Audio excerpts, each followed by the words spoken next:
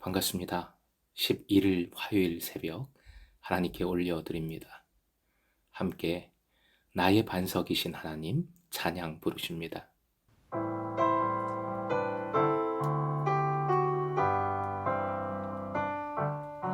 나의 반석이신 하나님, 행하신 모든 것 완전하시네. 나의 생명 되신 하나님, 내게 행하신 일 찬양합니다. 신실하신 하나님, 실수가 없으신 좋으신 나의 주. 신실하신 하나님, 실수가 없으신 좋으신 나의 주.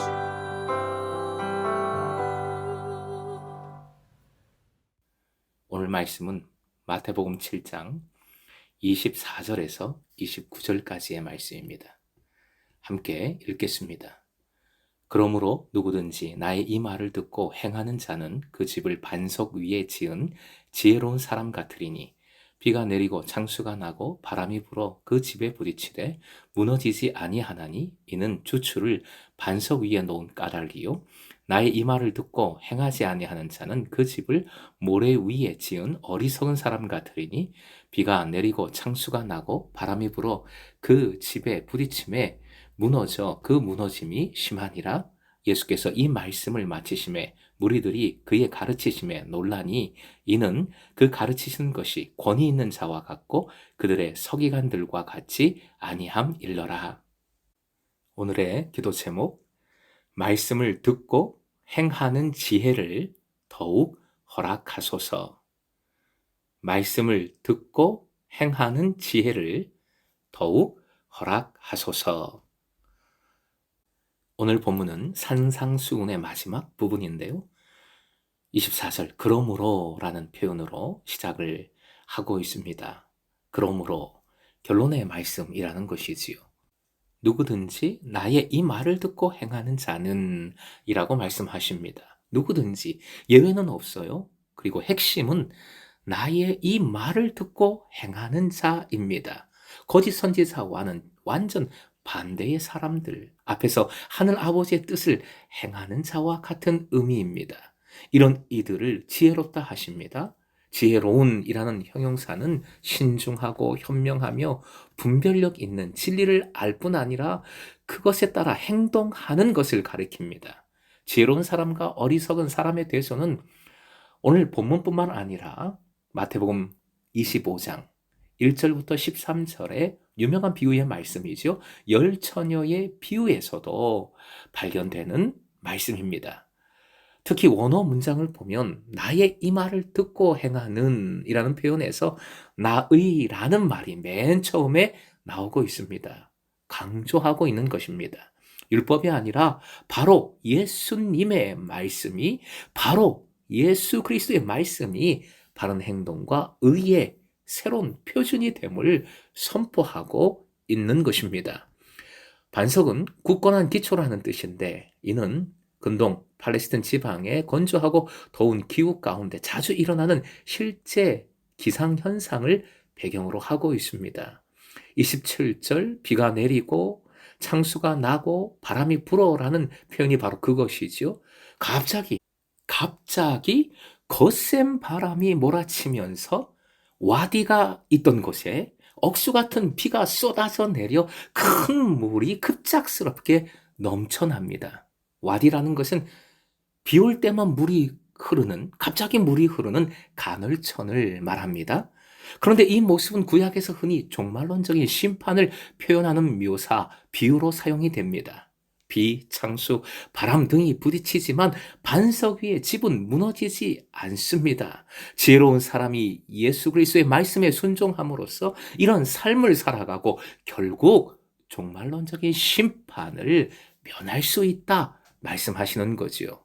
반면 어리석은 사람은 모래 위에 집을 짓는 사람입니다. 말씀대로 살지 않는 사람, 말씀을 듣기만 하고 행하지 않는 사람이지요.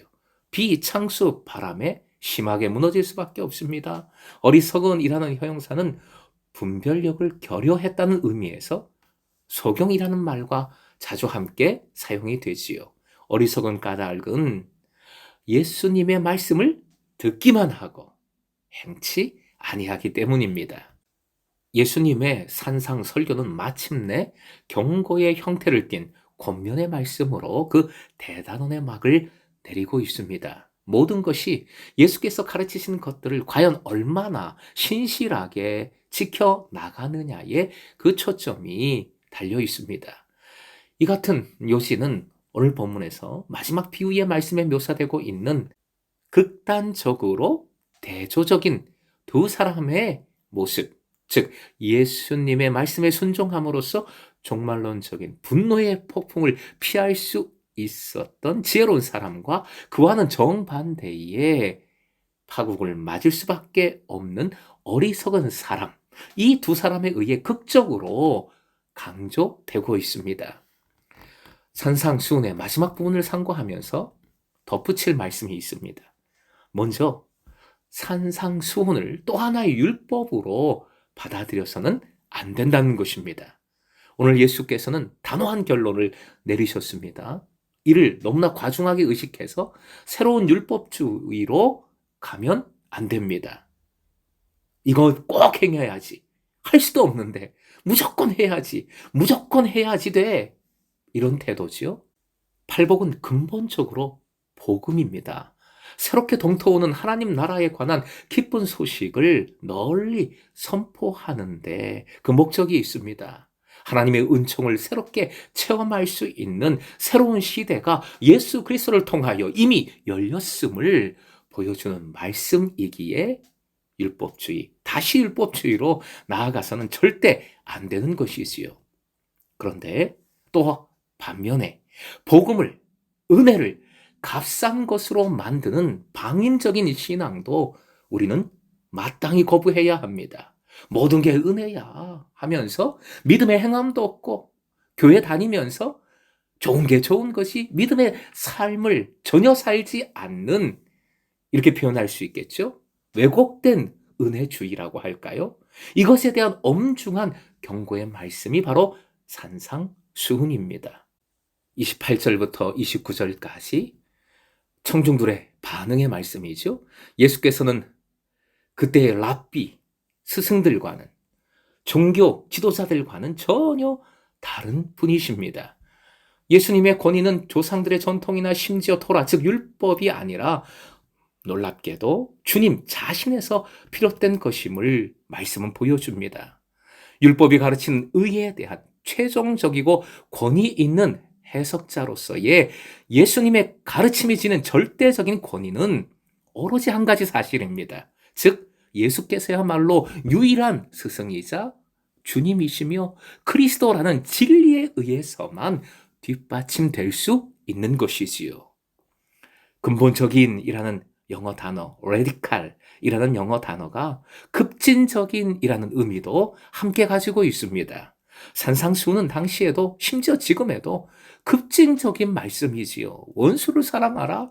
오른뺨을 맞았는데 왼뺨을 돌려대라. 얼마나 급진적입니까? 아무리 신앙이 좋다 하더라도 어떻게 이를 실천합니까? 결국 우리의 노력으로는 안 돼요. 노력해도 절대 안 됩니다. 이것은 예수 그리스도가 바로 해답의 열쇠임을 우리에게 알려주는 말씀입니다. 복음의 주인공이신 예수님의 임재 안에 있어야 가능해지는 것입니다. 주님과 동행하는 삶, 주님과의 코이노니아가 아니고서는 결국 모래 위에 지은 집이 될 수밖에 없습니다. 짜지 않은 소금이 없지요. 좋은 열매를 맺는 좋은 나무가 없지요. 예수 그리스도가 택하시고 함께 하시고 이끄시지 않는 주님의 제자는 없는 줄로 믿습니다. 우리가 아무리 부족해도 우리는 주님께서 택하시고 함께 하시고 인도하시는 그리스도의 제사임을 믿으시기 바랍니다.